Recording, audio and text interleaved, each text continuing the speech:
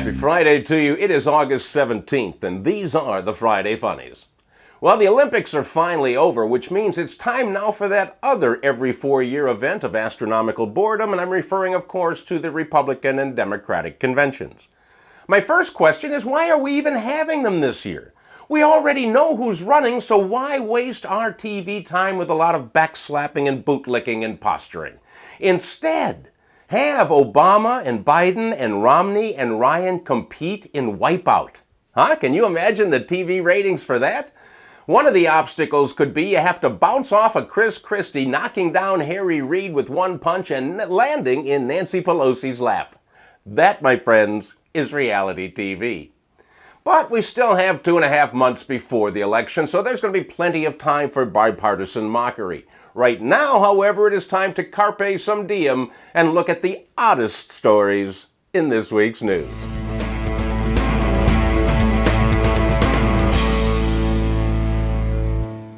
Many people live in towns with odd names. For instance, I live in a place called Downers Grove. I thought it was going to be a town filled with quaalude trees.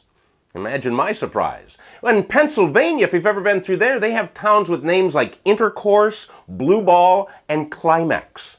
Of course, before you come to these towns, you got to go through places named I Have a Headache, Bad Timing, and The Kids Will Hear. But this week, a list of the most embarrassing places to live in the United Kingdom was released, and I got to tell you, it includes some doozies. Number one on the list is Shitterton in Dorset. What kind of a civic motto do you give to a town named Shitterton? Welcome to Shitterton. Have a seat. Second place on the list goes to the town of Scratchy Bottom, also in Dorset, and probably the sister city of Shitterton. There's also a Happy Bottom in Dorset, and it came in 10th place on the list, but I gotta tell you, I think I would much rather be a Happy Bottomite than a Scratchy Bottomite, any day of the week. My favorite town on the list came in 3rd, and it's located in Aberdeenshire. It's called Broken Wind. Yeah, I got several civic slogans for these people in Broken Wind, including, "Our cheese is fresh cut daily," or "Who stepped on a duck?" or my favorite, "Here, pull my finger."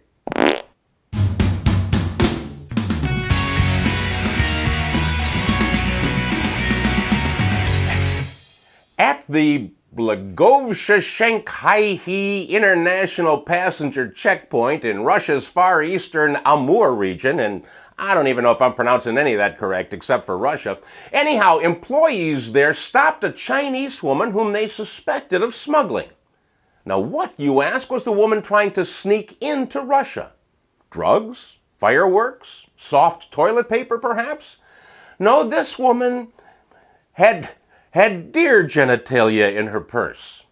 Apparently, dried deer dingus has aphrodisiac powers, and this woman did not declare that she was carrying the venison version of Viagra and now faces a fine. So here's a lesson for all you new international travelers. If you're going to Russia with nuts in your purse, they better be planters.